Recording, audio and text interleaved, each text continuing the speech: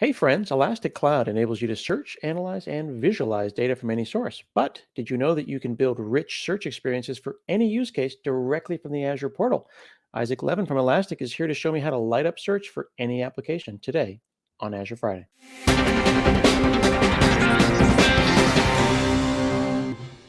Hey friends, I'm Scott Hanselman and it's Azure Friday. I'm here with Isaac, who's going to talk to me about Elastic Cloud. How are you, sir? I'm doing great, Scott. Thanks so much for having me.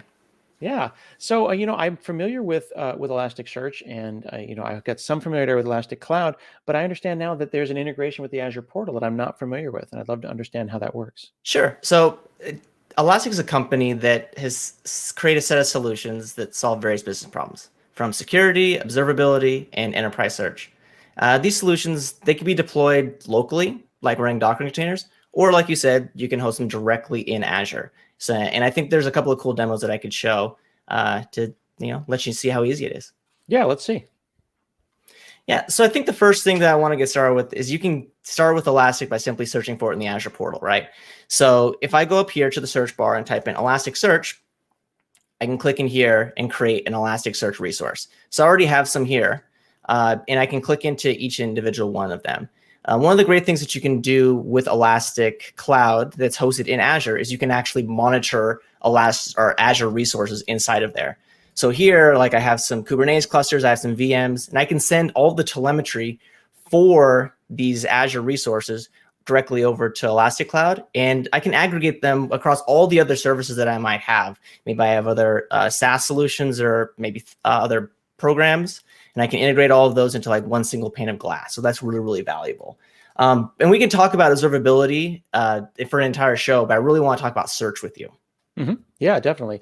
I know that a lot of my searches have been like roll your own. Searching is hard. I've written searches myself. I've thought about using Google or Bing externally to scrape my searches. But search is a problem that is a business problem that has largely been solved. And sometimes I'll find myself writing an app like a blog, and I'd rather not write the search part. So I feel like I want search as a service, if that makes sense. Yeah, no, I mean, that's exactly what we're trying to do at Elastic, right? You mentioned something that's really, really interesting. So one of the problems that we're trying to solve here is search and the challenge that exists in adding search experiences to our apps, right? So, have you actually had to write search yourself in your career?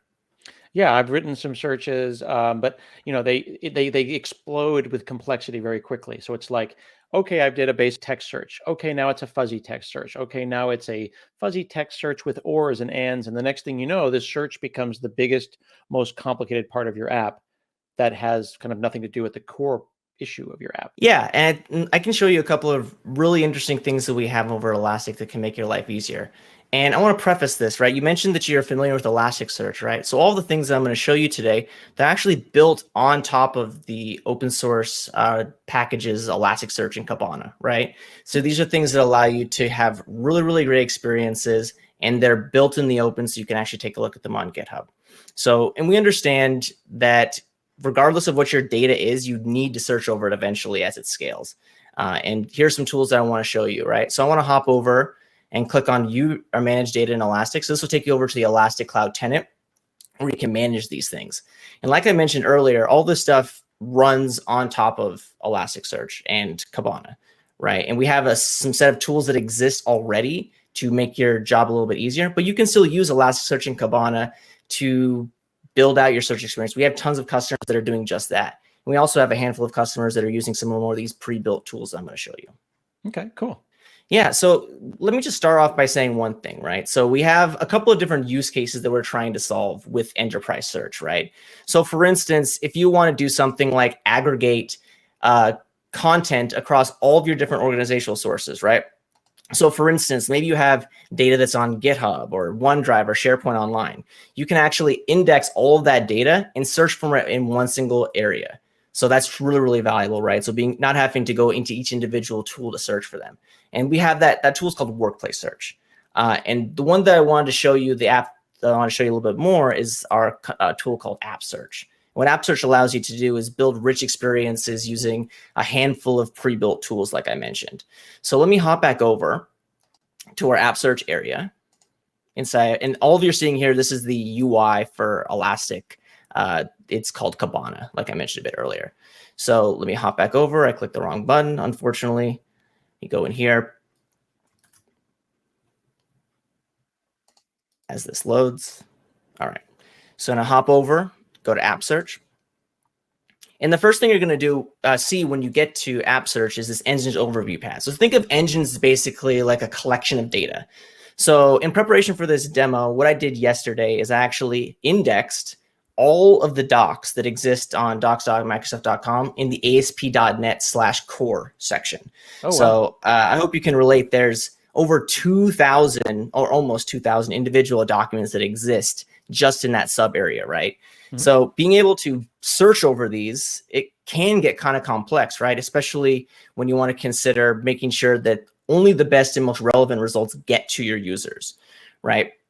So if I click onto this Engines Overview tab, I'm greeted with a handful of really, really valuable pieces of information. I can take a look at the amount of queries that have been run, documents, clicks, which is basically interactions of my search experience. And I can actually get more deep analytics around, some of the queries that have been run, top clicks that have been done, and, so just some really, really valuable information to get an understanding of how users are using the search for my app.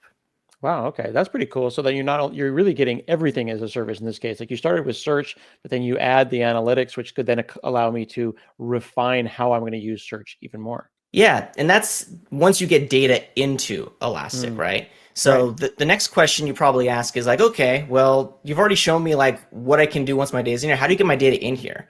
So there are a handful of ways to get data into Elastic. So I mentioned earlier that I used a web crawler for docs.microsoft.com, right. But you can do things like uploading or copy and pasting JSON in there. We have a full set of APIs to be able to index documents as well. And for the web crawler specifically, all you have to do is just point it at a domain, specify some crawl rules, and click crawl, and the crawler will go through and start to index all that data that it found. This is great for if you have static content, like for instance, if you mention like a blog or technical documentation, being able to index all of that data and being able to search on it right away is really valuable. And what's interesting about that is it sounds like you can put the data into Elastic from the outside or from the inside, right? So in the case you crawled from the outside and you got the public URLs of it, or I could poke the data in, but the data can get there whichever way works best for my app. Yeah, and it also depends on what kind of data you have too, right? So this instance, all the data is available online, right? But if you had, for instance, a database, a relational database, for instance, with all sorts of different relationships in there and different ways to sort and organize that data, you can write a tool using a programming language of your choice to index data into it, into Elastic to be able to search over it too. So depending on how your data is structured and where it resides, there are a handful of different ways to be able to get data in there. Very cool. And another tool I think is really, really valuable is like, okay, I've gotten data into Elastic, and probably the first thing that people think of when they think of search is they think of that search bar that's on a page, right? So what we've done is we actually created a tool. It's called Search UI.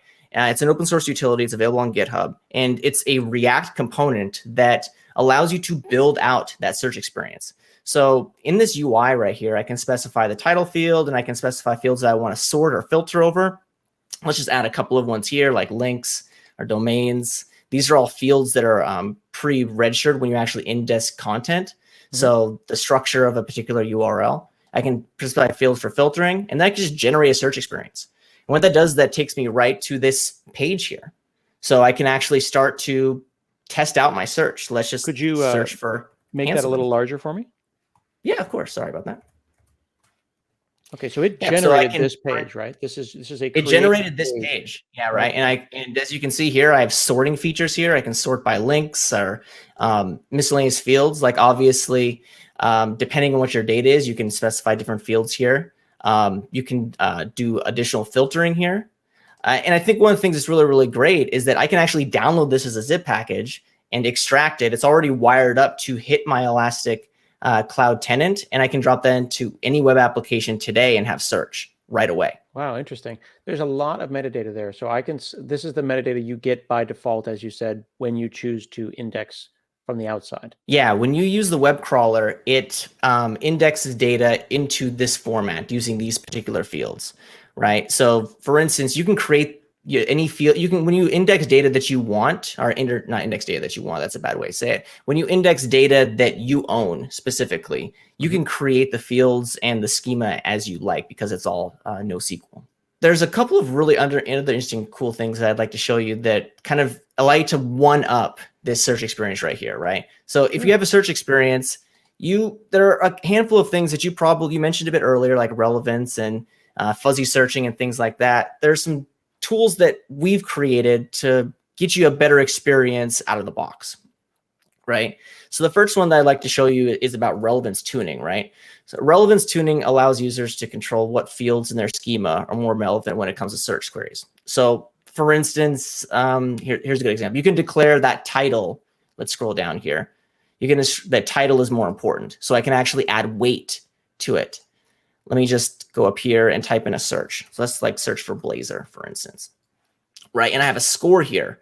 And as I change the weight, it's going to move around items based on the score, right? So I can actually change the precision and the weights of this to get more relevant search data, or more relevant search results to get based on my queries, right?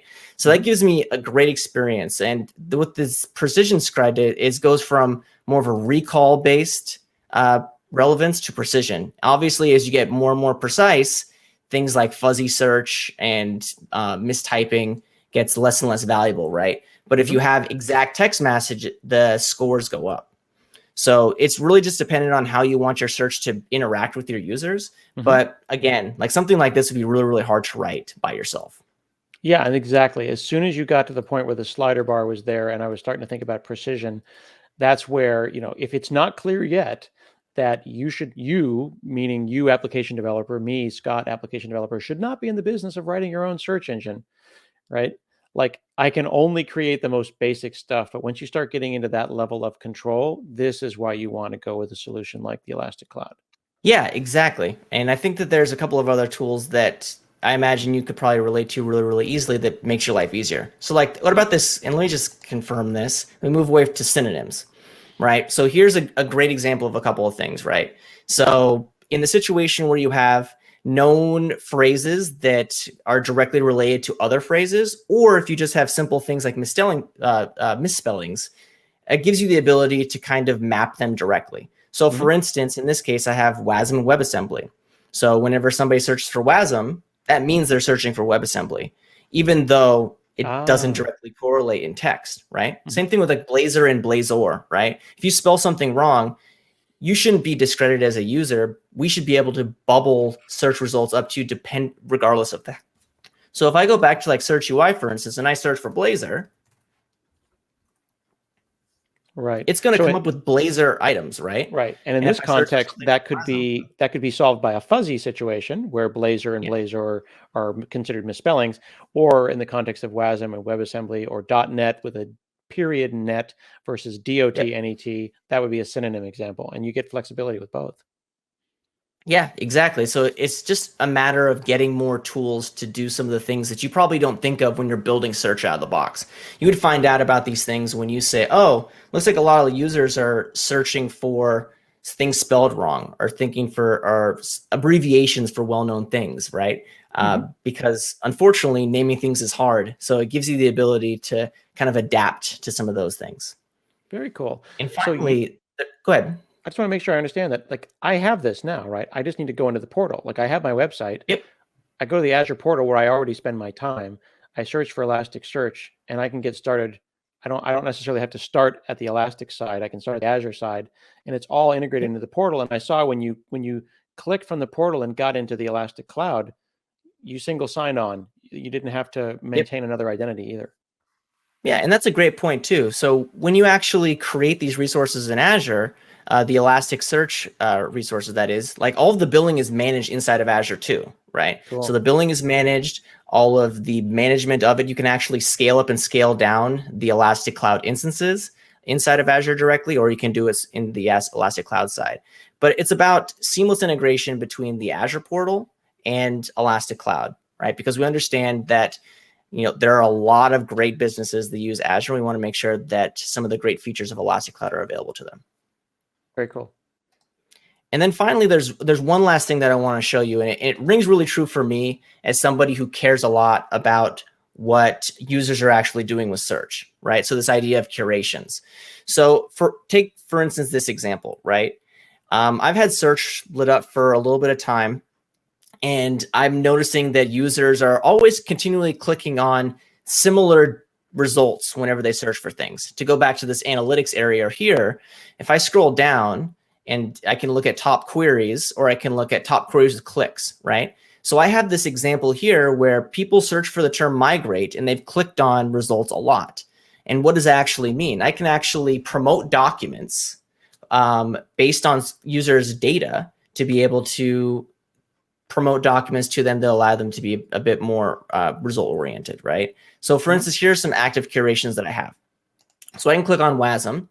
And I actually have a promoted document here for Blazor hosting models. So every single time somebody searches for WASM, Blazor hosting models is going to go to the top of their page, right? And I can build these manually, or I can use something that we are calling an Elastic Adaptive Relevance to suggest curations for them.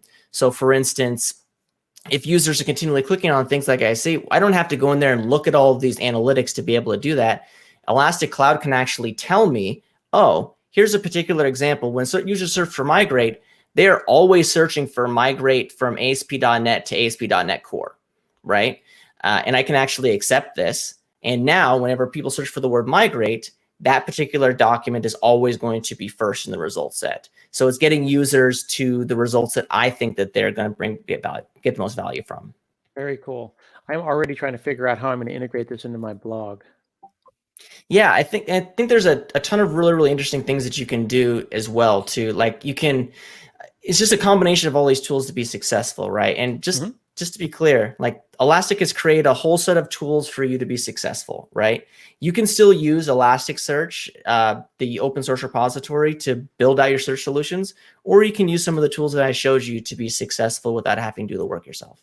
Very cool. So it seems like in just a couple of minutes here, you're able to go from basically, I have no search experience, or I have one that I rolled my own, to a pretty fancy one in very little time. Yep, that's exactly correct. And I'm glad that you gave me the opportunity to speak about it today. Fantastic. Well, I am learning all about how to add great search to my applications with Elastic Cloud integration in Azure today on Azure Friday. Hey, thanks for watching this episode of Azure Friday. Now I need you to like it, comment on it, tell your friends, retweet it. Watch more Azure Friday.